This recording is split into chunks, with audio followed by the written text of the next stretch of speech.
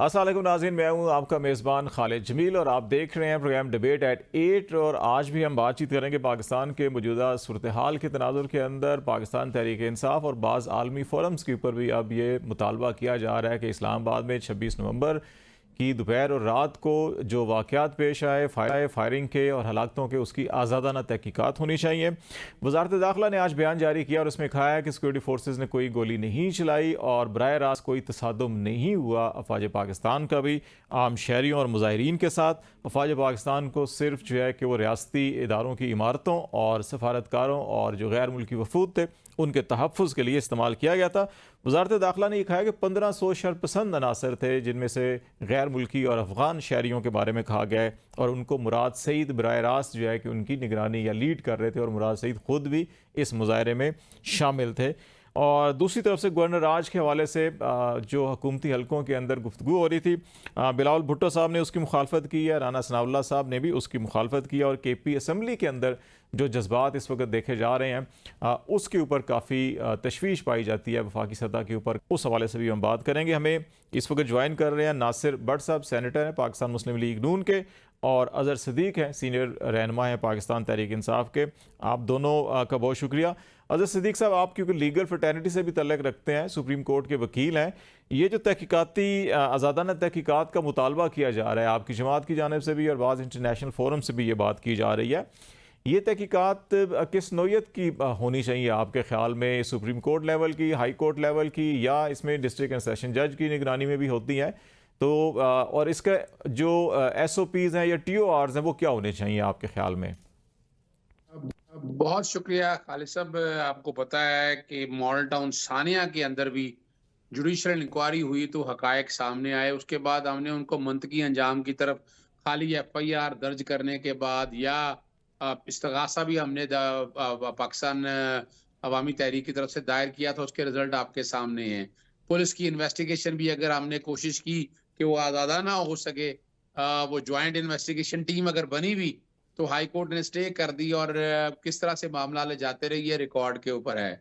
अगर उसके गुनाहगारों को और उनके कोलैबोरेटर को, एडर को, अबैटर को सबको सजाएं। आपको पता है उसमें नवाज शरीफ, शहबाज शरीफ, राणा सनाउल्लाह इन सब के नाम थे, लेकिन तारीख गवाह है कि हम उसकी चीज को मंतकी अंजाम की तरफ नहीं। और यही दौर यानी वही हुकूमत वक्त इस वक्त है। मैं किसी इदारे की बात नहीं करना चाहता, ना पाकिस्तानी फौज या बाकियों को, इसको छोड़े। हमारी सुप्रीम कोर्ट बार एसोसिएशन है, हमारी बार एसोसिएशन ने जुडिशल कमीशन का मुतालबा किया है और जुडिशल कमीशन इसका बनना चाहिए, ये बहुत जरूरी है। अगली बात जो खतरनाक आ रही है, मैं तो ओवरसीज से सुन रहा हूं कि ये मामला शायद international court of criminal justice में ह्यूमन राइट्स वायलेशन की तरफ ना चला जाए, तो ये बड़ा एक डेंजर स्टेप होगा जो हुकूमत पाकिस्तान के लिए बड़ी सुर्खी का बायस बनेगा। ये ज़ल्मे तो खलीलज़ाद ने अज़हर साहब कल जो एक ट्वीट किया था और उसके अंदर उन्होंने ऐनी शाहिदीन और कुछ रिपोर्ट्स को कोट करके वो तो 400 का फिगर दे रहे हैं कि यहाँ पर तो वो भी किसी इसी किस्म की तहकीकात की तरफ बात कर रहे हैं। तो ये बेहतर नहीं है कि बाहर की कोई बात हो, हम खुद इसको कोई हैंडल इस तरह से कर लें कि ताकि तमाम फ्रीकैन को एक इंसाफ मिल जाए? देखें, ये तो बहुत जरूरी है ना, लेकिन हुकूमत वक्त की जब नजर आ रही है ना कि यानी वो सिर्फ बातों की हद तक। आज की जो प्रेस रिलीज है वो वजारत दाखिला की हैरान कुन है, इन्हें आज याद आया है, यानी मुराद सईद भी ने आज याद आ गया और बाकी बातें भी सारी यानी अफगानी का सुनते रहे, हम पता नहीं क्या क्या सुनते रहे। तो वो किधर है सारे? अगर वो अफगानी इतने दहशतगर्द थे वो तो फिर मुठभेड़ हो जानी चाहिए थी। वो तो फिर अगर एक तरफ से फायरिंग होनी थी तो इधर से भी फायरिंग हो जानी चाहिए थी ना।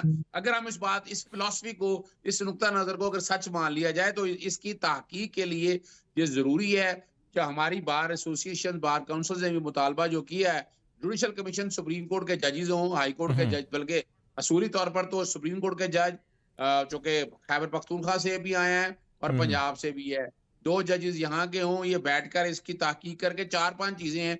एक तो पूरे मुल्क में जो बंदिश लगाई है उन्होंने, क्या उनके पास एविडेंस थी और क्या इस तरह मुल्क को 144 का निफाज लगाकर बंद किया जा सकता है, खंदकें खोदी जा सकती हैं, मोटरवे बंद की जा सकती है। यानी आप लोगों ने खुद इंस्टिगेट किया है कि बंद करके ना आपने मौका दिया और क्या होना था, एहतजाज होना था, आराम से एहतजाज होकर अगर चले जाते। इल्जाम लगता रहा 9 मई के हवाले से और अब भी देखें, अब भी अगर अब अंदाजा लगाएं, मैं तो हैरान हो रहा हूं। कहतो रिजाल ये आ गया है कि वजीर इतला जो है ना, अता तारड़, वो सीटें जिन पे मुशाहिदुल्लाह सईद होते थे, वो सीटें जहाँ जावेद जावेद जब्बार जैसे बड़े सीजन्ड लोग हुआ करते थे। कैतो रिजाल की हालत आप देख लेना, यानी हजरत शाह अहमद नूरानी रिप्रेजेंट किया करते थे, अब अनस नूरानी रिप्रेजेंट चल करेगा। वो ज़रा शख्सियत की तरफ चला जाएगा, वो अजहर साहब ज़ात की तरफ जाए, हम ज़रा इशू के ऊपर ज़रा फोकस करते हैं। नासिर भट्ट साहब, ये तो इसमें तो कोई शक नहीं है कि 4 एहलकार जो हुकूमत भी बता रही है कि 3 रेंजर्स के और 1 पुलिस एहलकार जो है सारे मामले के अंदर जाँ बहक हुए हैं। अब PTI क्लेम कर रही है कि 12 अफराद का, आज़ादाना रिपोर्ट कुछ और कहती हैं, अभी हम उस तरफ नहीं जाते। लेकिन इस सारे मामले के ऊपर जिस अंदाज के अंदर पाकिस्तान के बाहर भी आवाज़ें उठ रही हैं, तो आप समझते हैं कि वाकई इसके ऊपर एक आज़ादाना तहकीकाती कमीशन बन जाए? PTI ने अगर अपनी सियासी लिमिट क्रॉस की हैं, वो शरपसंदी की तरफ गए हैं, वो दहशतगर्दी की तरफ गए हैं, तो उसका भी तयन हो जाए। हुकूमत ने अगर कहीं इख्तियारात से तजावुज़ किया है या इदारों ने तजावुज़ किया है, तो उसका भी तयन हो जाए, और जिसने भी कानून हाथ में लिया उसको सज़ा जज़ा का अमल मुकम्मल हो, ताकि ये मामला कहीं थम जाए। अगर ये थमता नहीं है तो ये खुदा न खास्ता ज़्यादा नफरत, तासुब और कशीदगी ज़्यादा बढ़ेगी। बिस्मिल्लाहिर्रहमानिर्रहीम। मुझे तो बिल्कुल ये समझ नहीं आ रही है, अगर सिद्दीक साहब इस दुनिया में रह के ये बातें कर रहे हैं, जो कुछ इस्लामाबाद में हुआ है, ये तरीके इंसाफ नहीं है, तरीके इंतशार दहशतगर्द जमात है। इसने क्या किया आपने देखा नहीं? आपको ये कोई एहसास नहीं कि जो 3 जवान शहीद हुए रेंजर्स के, एक पुलिस वाला शहीद हुआ, वो लोग पकड़े गए, 60 अफगानी पकड़े हुए हैं, वो विद असला पकड़े गए हैं, उनके हाथ में गन्स है। वो वीडियो देखे जो वो भाग के जा रहे हैं और वो फायर कर रहे हैं, वो लोग जो शेल फेंक रहे हैं पुलिस पे और रेंजर्स पे, वो कौन है? वो लोग हैं। ये शेल तो सिर्फ सरकार इस्तेमाल करती है। जब आप किसी हजूम को वो देखते हैं कि ये किसी को नुकसान पहुंचाने आ रहे हैं, तो उनको डिस्पर्स करने के लिए होता है। तो ये लाशें, अल्लाह माफ करे, एक लाश भी नहीं गिरनी चाहिए, एक बंदा भी जो है वो उसकी जान नहीं जानी चाहिए। ये आप मुझे बताएं, एक कहता है 278 बंदे जो है वो मर गए, दूसरा कहता है 1 दर्जन मर गए, एक कहता है 2 दर्जन बंदे। आप मुझे बताएं, अल्लाह ना करे एक भी बंदा जाए, क्या उनके वारिस, उनके जो खानदान के लोग हैं, उनके बच्चे अगर अल्लाह ना करे दुनिया से चले गए हैं, तो वो कहाँ है? उनके वारसान, उनके वालिदैन कहाँ है? वो उनके बच्चे किधर हैं? वो अपने बच्चों को नहीं ढूंढ रहे। ये झूठ इतना क्यों फैला रहे हैं? भट्ट साहब, शायद खाकान अब्बासी साहब और राना सनाउल्लाह ने इस बात की तस्दीक की है कि जनाजे भी पड़े हैं, फायरिंग भी हुई है। अब फिगर के ऊपर एतराज़ है, कुछ लोगों का ख्याल है कि नहीं, 5-7 हैं, कुछ का ख्याल है 10 है, कुछ ज़्यादा सैकड़ों में बता रहे हैं। लेकिन फायरिंग और हलाकतों की तस्दीक तो हर स्टेज पे हो रही है। नहीं, देखे ना, शहादत हुई है, 3 रेंजर्स की हुई है, एक पुलिस वाले की हुई है शहादत, लोग जख्मी हुए हैं, अस्पतालों में जाए आप जाके देखें।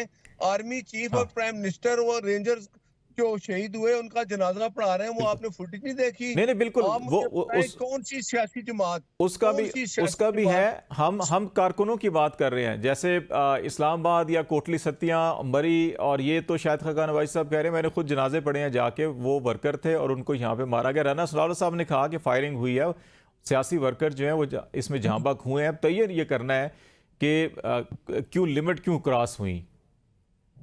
देखे ना, अगर एक भी बंदा शहीद हुआ है, एक भी बंदा जान से गया उन प्यारों का, तो उसका बहुत ज्यादा अफसोस है अगर ऐसा हुआ है। लेकिन ये बातें आप कहें जी कि ये जो तरीके इंतशार है, ये जमात है, ये जो तरीका इख्तियार करते हैं, आप मुझे बताएं कि सियासी जमात के अंदर गैर मुल्की और ऐसे दहशतगर्द लोग, आपने कभी इस तरह के कोई एहतजाज देखा है?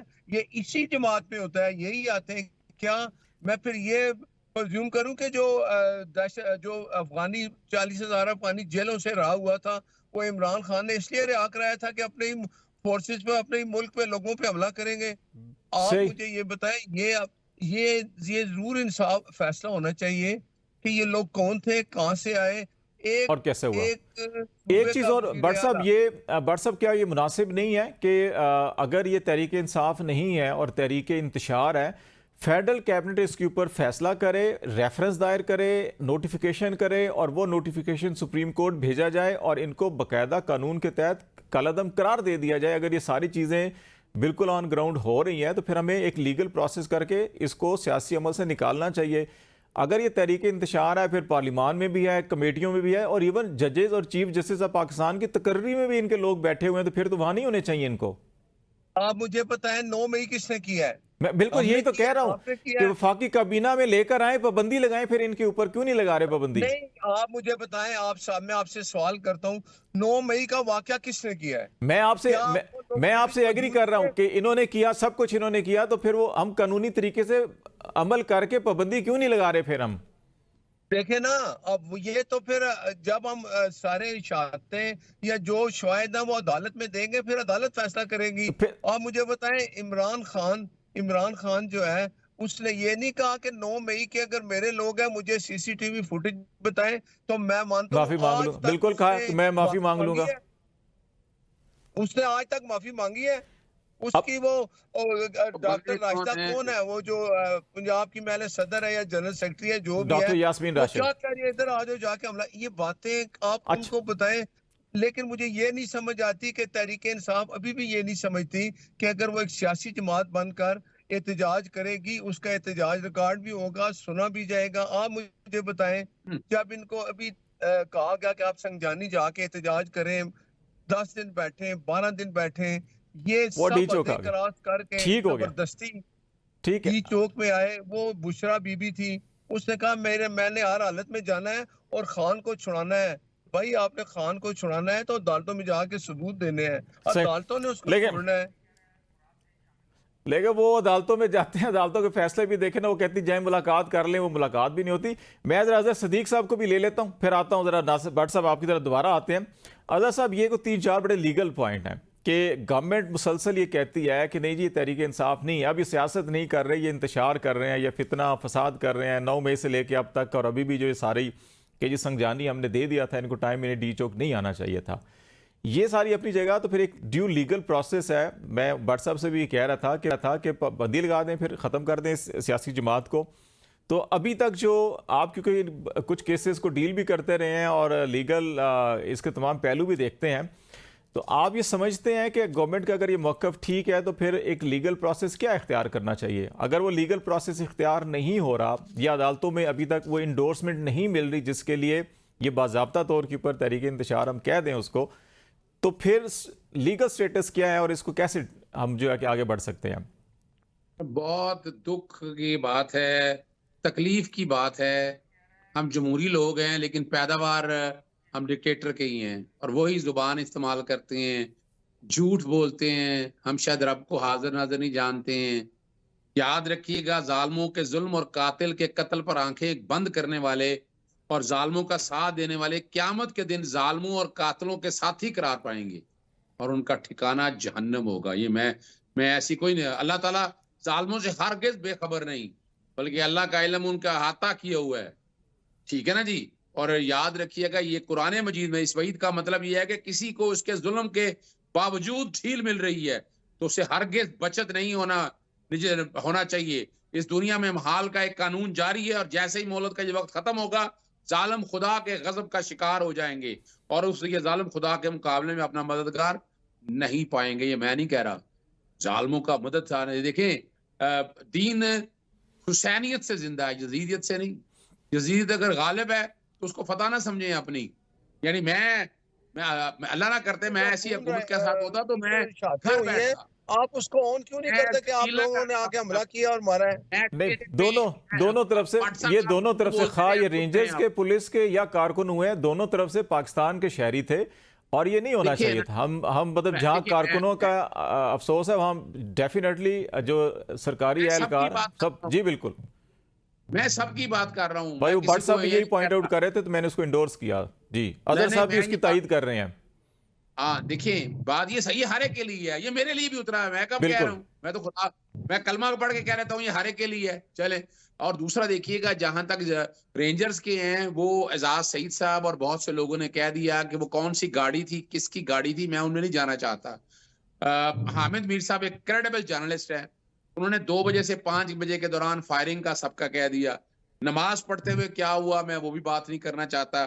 जुबान पे छाले पड़ते हैं हमारे इस तरह की कोई बात करते हुए, मैं वो भी नहीं कहना चाहता कि इलियास राणा साहब का बड़ा ताल्लुक है, बड़ा सीनियर जर्नलिस्ट है, उन्होंने टीवी में बैठ के 8 से 10 शहादतों का जिक्र किया। शहादत देखें, वो तो माने ना पहले आप। अब आते वो हैं दूसरी शहादत बात की किधर तरफ। है? उनके उसकी वारिस तरफ बात किधर है आए। यार? आप अब क्यों मिसाल झूठ के बोलते तौर हैं? पर एक भी शहादत नहीं होनी चाहिए। आप वो भट्ट साहब, वर्कर्स प्यार के कर माँ बाप तो चलो किधर पढ़ो, है? ला इलाहा इल्लल्लाह मोहम्मद रसूलुल्लाह। मैं जो कह रहा हूँ सच कह रहा हूँ, पढ़ो फिर चलो। नहीं नहीं, कमाल हो गया। वो हमें इस मुझे आप पढ़े बताएं, पढ़े वो जो कह कलमा रहे थे पढ़े चले, ला 278 इलाहा बंदे इल्लल्लाह शहीद हो गए, मोहम्मद 278 वर्कर नहीं जो नहीं, है वो दुनिया से चले गए, वो किधर है? अल्लाह ना दो करे एक भी जाए। झूठ आप दो टीवी पे झूठ कैसे क्यों बोलते बोल हैं रहे हो? भाई? 278 की तरफ नहीं जाते, लेकिन ये तो देखें, एक डेथ सर्टिफिकेट तो मैंने भी देखा, एक फैमिली को मिला और उन्होंने डेथ सर्टिफिकेट भी दिखाया, पोली क्लिनिक हॉस्पिटल का था, और उसको गोली सीने में लगी थी और नीचे बैक हिप बोन के साथ निकली थी, जिसका मतलब ऊपर से लगी थी उसको। वो चीज़ें तो हैं, लेकिन फिगर पे एतराज़ है कि शायद 5 हैं, 3 हैं, 10 हैं, 15 हैं या 200 300, ये इख्तलाफ ज़रूर है। लेकिन ये ज़रूर हुआ है कि नहीं, फायरिंग हुई है और आम आदमी जो है, जहाँ रेंजर्स और पुलिस के और एहलकार आप शहीद एक हुए, चीज realize आम नहीं वर्कर भी करते। वहाँ पे जाँ बक हुए। देखिए, मैं बताऊं आपको खालिद जमील साहब, हमें बड़ा दुख और अफसोस है जिस किसी ने रेंजर्स को और पुलिस को शहीद किया, उसको उसके तख्तादार तक लटकाना चाहिए। ये इल्जाम लगा देना, 9 मई का इल्जाम पाकिस्तान तहरीक इंसाफ पे 9 लगा देना, मई आपके 7 सामने दिनों नहीं के है अजहर अंदर सिद्दीक साहब। 9 मई का के लोग किसने किया है? वो पीटीआई के झंडे, वो लोग जो कह रहे हैं इधर व्हाट्सएप आगे चले यार, कुछ आप माफी बता रहा मांग हूं। ले इमरान खान कौम से के कमाल कर मैंने गलत ये किया, मैंने अपनी अवाम को, अपनी फोर्सेस पे हमला कराया, माफी मांग लेता, बात खत्म हो झूठ जाती। बोला है, मैं सब सुनता रहा हूँ, सब सुनता रहा उनका झूठ। अब हिम्मत करके बर्दाश्त करें, जब बारी आएगी जवाब दे दीजिएगा। अच्छा, अब चल, जरे अपना अपना पॉइंट कंप्लीट करें, फिर भट्ट साहब की तरफ आते हैं। जरा अदर देखिए साहब। देखिए बात, देखिए ना, अभी तक इल्जामात ही है ना। इल्जामात का साबित करने के लिए कमीशन बनाने में एतराज क्या है? 9 मई के ऊपर हम कहते रहे, आज तक 9 मई में कमीशन बनाया उन्होंने कोई? आप खुदारा ये अदालत से सुप्रीम कोर्ट से स्टे ले आए हैं। ओ हो, जरा सुने ना, कोई स्टे लेके नहीं आए, जरा सुनिएगा।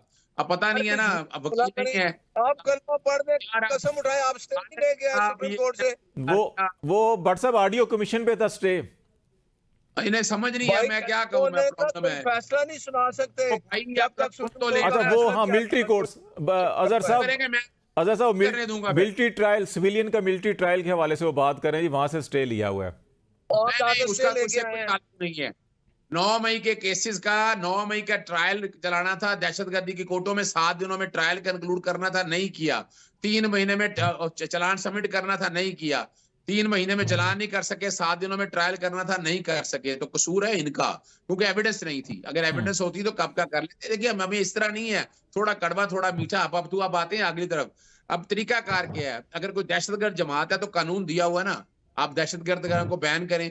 अगर कोई मुल्क की सालमियत के खिलाफ अगर कोई सियासी जमात काम करती है तो आर्टिकल 17 आपके पास मौजूद है। आप खाली बैठकर टीवी चैनल पे बैठकर ये वीडियो वो वीडियो, पता नहीं ये सारा कुछ गोरख धंधा जो वीडियो का, वो मरियम सफदर जानती हैं। वो जजेस के अगेंस्ट भी बात करते रहे, क्या वो जजेस का आज तक वीडियो का फोरेंसिक हुआ? फोरेंसिक कराया इन्होंने?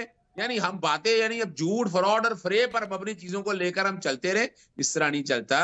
Act like a student man, लेकिन रूल ऑफ लॉ की बात करें, आप कानून की हुक्मरानी की बात करें, हम आपके साथ हैं कानून की हुक्मरानी में, लेकिन आप कहें कि हम बदमाशी करेंगे, हम जुल्म करेंगे, दहशतगर्दी करेंगे, फस्तायत करेंगे। 2.5 सालों में पूरी दुनिया में जागसाई हुई है या नहीं हुई?